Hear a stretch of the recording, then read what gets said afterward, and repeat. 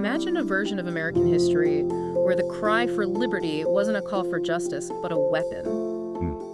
I want you to picture a scenario where the word freedom was specifically used to justify taking land, enslaving people, and, well, violently overthrowing the government. It sounds like the plot of a dystopian novel. It really does. But what if I told you this is actually a very real, very potent thread running through the entire tapestry of the American experience? It's a provocative thought, and it completely upends how we're conditioned to view our founding values. Yeah. We're taught that freedom and oppression are opposites matter and antimatter. Right. But the central paradox we are grappling with today asks, what if, for a large part of our history, they were actually the same thing? Before we jump into that heavy lifting, I have a special introduction for our listeners today.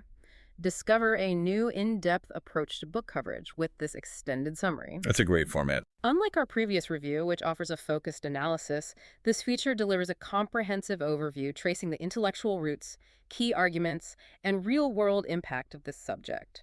If you appreciate this expanded format and find it helpful, let us know. Your feedback will help shape future content. And it is exciting to really have this space to stretch out and explore these ideas fully. The nuance is where the real story lives. It is. And you are experiencing a unique two-host AI conversation powered by Google's Notebook LM for deeper, more dynamic book summaries. So let's get into it. Today, we are diving into the 2024 Pulitzer Prize winner in history. The book is titled Freedom's Dominion, a saga of white resistance to federal power, written by Jefferson Cowie. And Cowie isn't just throwing stones from the sidelines. He's a heavyweight in the field, holding the James G. Stallman Chair in History at Vanderbilt University. This book, published by Basic Books, is a searing examination of a concept he terms white freedom. White freedom. That phrase alone forces you to stop and recalibrate. It feels contradictory. It is meant to be jarring. The mission of this deep dive is to unpack Cowie's central thesis, that historically, white Americans have weaponized the concept of freedom to dominate others, and crucially, to resist the federal government whenever it tried to intervene. And he focuses this massive idea on one tiny spot. He does. Cowie doesn't try to tell this story by looking at the whole map of the United States. He focuses on one tiny, incredibly significant spot on the globe, Barbour County, Alabama. That is a specific choice. Why Barbour County? Of all the places in the South, why anchor the entire book there? Because it serves as the perfect microcosm. Cowie argues that this specific county explains the evolution of the entire nation. Geographically, it sits right on the Chattahoochee River bordering Georgia. It was Creek Nation land originally, wasn't it? The heart of it. Then it became a cotton kingdom, and later the birthplace of the most famous segregationist of the 20th century, Governor George Wallace. So it is like the eye of the storm for nearly 2 centuries. In many ways, yes. If you understand the DNA of Barbour County, you understand the DNA of American resistance. And this story begins way back in the 1830s with a phenomenon historians call Alabama fever. I was reading about this in the summary. This was essentially a land rush, wasn't it? But it's different from, say, the California Gold Rush. Very distinct. This was a rush for cotton soil. But here is where the script gets flipped compared to the standard American Western. How so? Usually, we picture the settlers and the cavalry on the same side, fighting the indigenous population. But in Barbour County in the 1830s, the dynamic was completely inverted. This was the part that really surprised me. The federal government was actually the entity trying to protect the Creek Nation. It sounds bizarre to modern ears, but yes, the United States had signed treaties with the Creek Nation, guaranteeing their ownership of the land. So when white settlers, thousands of them, started pouring in, illegally occupying that land, They were criminals. they were technically criminals, legally classified as intruders. And the federal government actually sent a man named Marshall Crawford to kick the white settlers out. That creates a fascinating political alignment. You have white American settlers shouting about freedom and liberty, and their enemy is the United States government trying to enforce the law. That is the core of the paradox. These intruders, these squatters, invoked Jacksonian democracy. They argued that their freedom, as white men, gave them the natural right to take that land, regardless of what some treaty in Washington said. So they saw the feds as a tyrant? Exactly. The government was a tyrant because it was standing between them and the property they wanted to seize. And this wasn't just a high-minded legal debate in a courtroom. It got violent on the ground. The story of Hardeman Owens really brings this home. Hardeman Owens is a crucial figure to understand. He was one of these intruders, a white settler. and he was killed during a dispute with federal troops, essentially the marshals. Okay, so from the government's perspective, he's a lawbreaker who escalated a confrontation. Correct. But to the white settlers of Barbour County, He was a martyr for liberty. His death galvanized the white population. It proved to them that the federal government was an oppressor that would kill free white citizens just to protect indigenous land rights. It set the template for everything that followed. Didn't the government realize they were losing control? I recall they sent someone quite famous to try and fix this. Francis Scott Key, The Star-Spangled Banner guy, the man who wrote the ode to the land of the free. the very same. The irony is just, Yeah. it's thick enough to cut with a knife. He was sent to Alabama to mediate this crisis. He tried to broker a compromise, but ultimately, the author of the national anthem failed to stop the white takeover. Why? The pressure from the settlers, the sheer volume of them and their political fury, was too much for the federal agents to hold back. Key found himself arguing for law and order against a population that believed law and order was tyranny. So the land of the free argument won, but it meant freedom to plunder. The Creek Uprising followed, which was a desperate attempt by the indigenous people to hold on to their home, but it resulted in violent dispossession. The white settlers, backed by state politicians, won. They forced the Creeks out. And the lesson was learned. The lesson learned in Barbour County was that freedom, in this era, meant the freedom to take land from indigenous people without federal interference. That sets a pretty dark precedent. It establishes that liberty is a zero-sum game. If I have it, I have to take it from you. So, we move from the 1830s into the next great crisis, the Civil War and Reconstruction. This is book 2 in our breakdown. Cowie argues that the line set hasn't changed by the 1860s, only the target. If the 1830s were about the freedom to take land, The 1860s were about the freedom to own human beings. We often hear states' rights as the cause of the Civil War. It is a standard textbook phrase, but Cowie seems to be saying it is more specific and more aggressive than just rights. it is much more aggressive. White Alabamans viewed the Civil War not just as a defense of slavery in the abstract, but as a defense of their liberty to rule over the black population. They saw the federal government's attempt to end slavery as, again, tyranny. They saw themselves as the victims. They truly believed they were the victims of federal overreach. It was destroying freedom and liberty in their eyes. And after the war, during Reconstruction, Barbour County didn't just quietly accept defeat and integration. Not at all. It was absolute chaos. In 1872, you actually had the dual legislatures, where two different bodies claimed to be the legitimate government. But the real turning point, the moment that sealed the fate of Reconstruction, was Election Day, 1874. The summary mentions the White Line. That sounds like a paramilitary group. Because it was. The White Line was essentially a paramilitary organization of white Democrats. They weren't hiding. On Election Day, their goal was simple: violently suppress the black vote. They didn't want to win by persuasion. They wanted to win by force. They blockaded the polls. And it wasn't just black voters they targeted, was it? They went after their own, the scalawags. The scalawags, white Republican Southerners who sided with the Reconstruction government. To the White Line, these men were traitors to their race and their region. On the evening of Election Day, 1874, after the voting chaos, the mob turned on them too.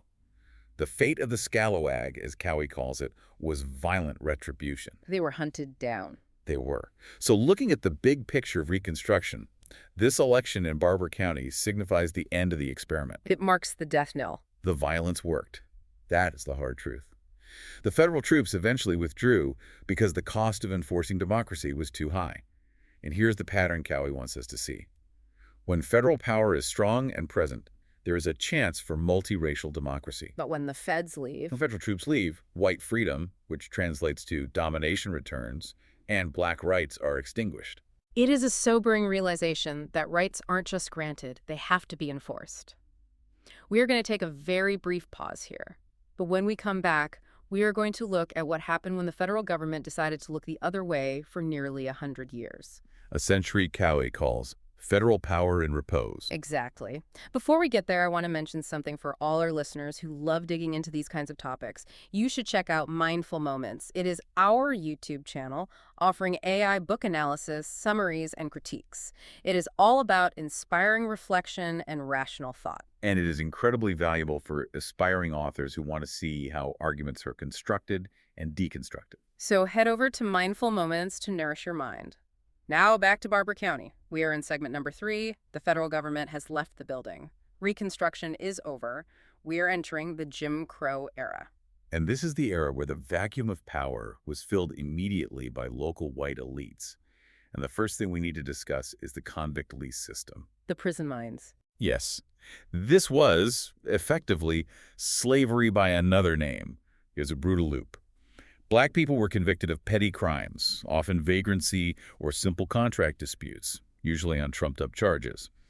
They were then leased out by the state to private companies to work in coal mines. The conditions were horrific from what I have read. High mortality rates. Incredibly high. And this was allowed to happen because there was no federal oversight. The freedom of the state to manage its own judicial system resulted in the re-enslavement of the black population. It goes beyond just the legal system, though. It does. This is where we have to talk about lynching. Cowie has a really disturbing argument about this. He suggests the perpetrators didn't see themselves as criminals acting outside the law. No, they didn't. They viewed lynching as an act of community self-defense. In their twisted logic, lynching was a manifestation of local autonomy, their freedom to police their own society without outside interference. So it wasn't lawlessness to them. It was the enforcement of natural law, as they saw it. They framed these acts of terror as preserving the order of their community. It is chilling how they twisted the language of democracy to justify terror. It sounds like they were trying to legitimize it. They were. The local elites began calling this racial oligarchy Jeffersonian democracy. They wrapped their domination in the flag of the Founding Fathers. They claimed they were protecting the true heritage of America. That brings us to the Great Depression and the New Deal. You would think, in the middle of an economic collapse, people in Barbour County who were largely poor would be desperate for federal help. You would assume so. But logic takes a backseat to hierarchy here. Even when the government offered money, Barbour County resisted. Why turn down free money when your economy is in ruins? Because New Deal programs threaten the racial hierarchy. If the federal government starts paying black workers a fair wage or giving them relief funds directly, it undermines the white landowner's control. If a black worker isn't desperate, he can't be exploited. Precisely. Cowie introduces us to a figure known as the Bourbon from Barbour, an old-school aristocrat who fought tooth and nail against these programs. He preferred poverty for his region over equality. That is dedication to a grim cause. It is. Resistance to federal change was more important than economic survival. Which leads us directly to the figure who embodies all of this. We cannot talk about Barbour County without talking about George Wallace. This is segment number 4. George Wallace. The avatar of the centuries-old history. He didn't just appear out of nowhere in the 1960s. He was born in Barbour County. He rose from the county seat of Clayton. So when he stood in the schoolhouse door, blocking integration, he wasn't just ad-libbing a political stunt. Not at all. He was reciting the script that had been written by the intruders of the 1830s and the White Line of the 1870s. He inherited that rhetoric. He was the culmination of that specific definition of freedom. Let's talk about the opposition he faced. The outline mentions the SCOPE project. SEOPE, Summer Community Organization and Political Education. These were civil rights workers, many from outside the South, entering Alabama to register voters. And I imagine the reaction in Barbour County was consistent with history. Entirely. The locals viewed these activists as outside agitators, threatening their freedom.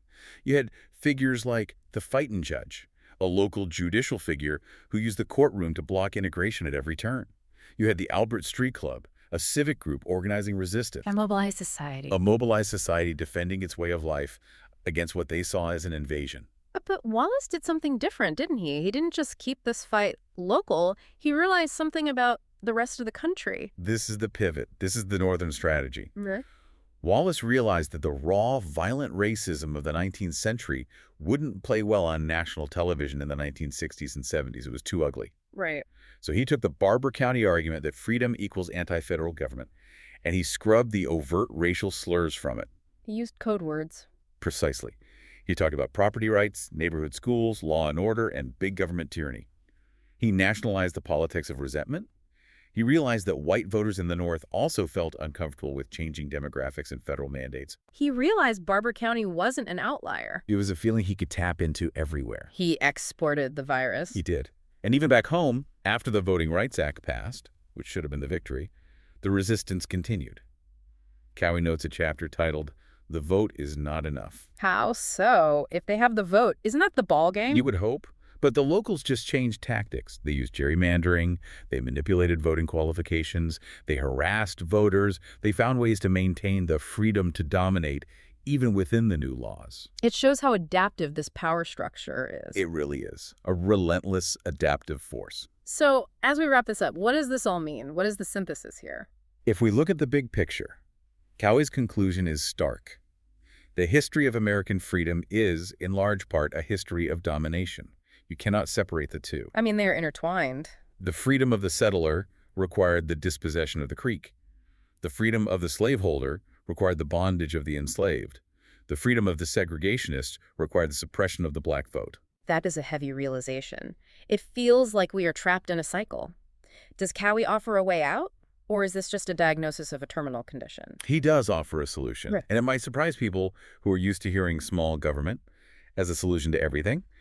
Cowie argues that to break this cycle, we need a vigorous, federally enforced model of American citizenship. So instead of fearing federal power, he argues we need it to protect actual liberty. That is the argument.